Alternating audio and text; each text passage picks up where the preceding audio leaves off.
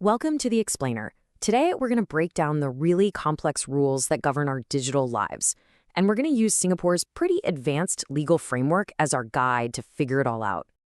And really, this is the fundamental question, isn't it? It's the one that Singapore, as a leading smart nation, is trying to answer with its technology, media, and telecommunications, or TMT laws. So how they do it? Well, let's dive in and break down the key pillars of their whole approach. Okay, so right at the heart of this framework, you've got the Info Communications Media Development Authority, or IMDA. Think of it as the central nervous system for Singapore's entire digital world. Its job is to both regulate and promote this whole ecosystem, making sure all the different parts, from e-commerce to media, run smoothly and safely for everybody involved.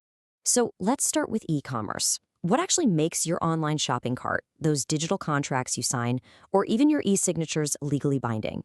How does it all hold up in the eyes of the law? The foundational law that makes all this possible is the Electronic Transactions Act, or the ETA. It's a really important piece of legislation that basically says an electronic contract is just as valid as one on paper. This is the bedrock, right?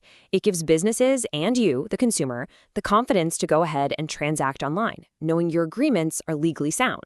Now, what's really interesting here is that the ETA has its boundaries. I mean, it's not a total free-for-all. It covers most of our day-to-day digital stuff, but it also carves out very specific exceptions for life's biggest legal documents, things like writing a will or selling property, where, those traditional paper and pen formalities are still required.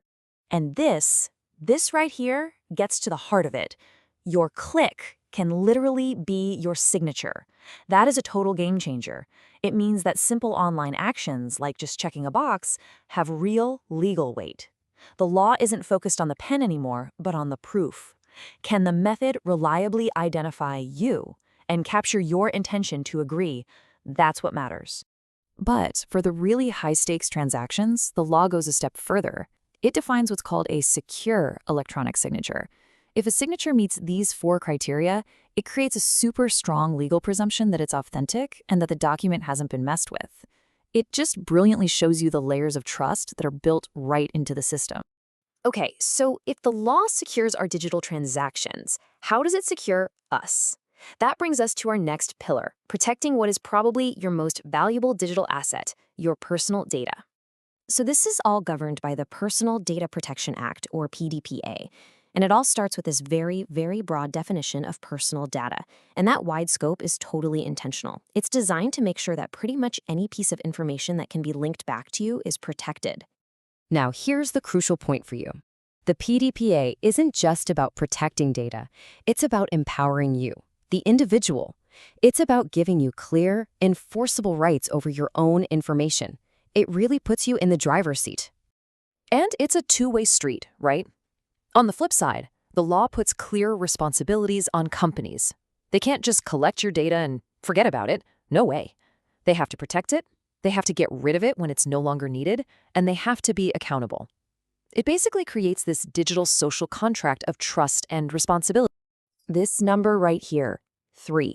It might seem small, but it is huge. When a significant data breach happens, organizations have a maximum of 3 calendar days to report it. That tight, legally mandated deadline prioritizes quick action and transparency over just, trying to cover it up. All right, so let's zoom out a bit. We've talked about individual transactions and personal data, but what about the big picture? How does Singapore protect the huge digital infrastructure and regulate the flow of information that we all rely on every single day? This is where the Cybersecurity Act comes in. It's all about protecting what's called Critical Information Infrastructure, or CII. So what is that? Well, think of it as the digital backbone of the country. These are the systems that are so vital that if they failed, they could paralyze essential services like banking or healthcare. And because this infrastructure is so unbelievably important, its owners have some really strict duties.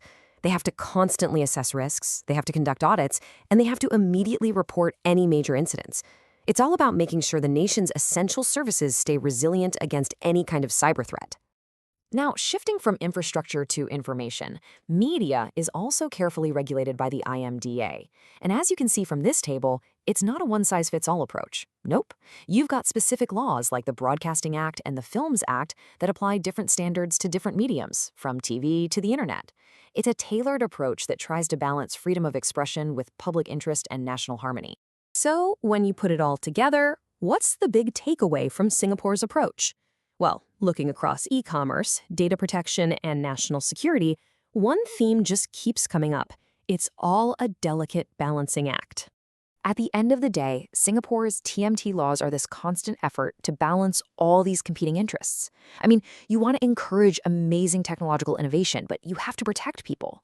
You want businesses to grow and thrive, but you have to uphold consumer rights.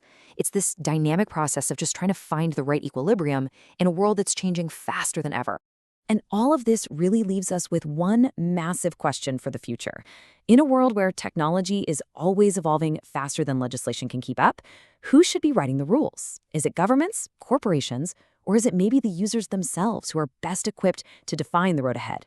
It's the central question for every smart nation, and the answer is going to shape all of our digital lives.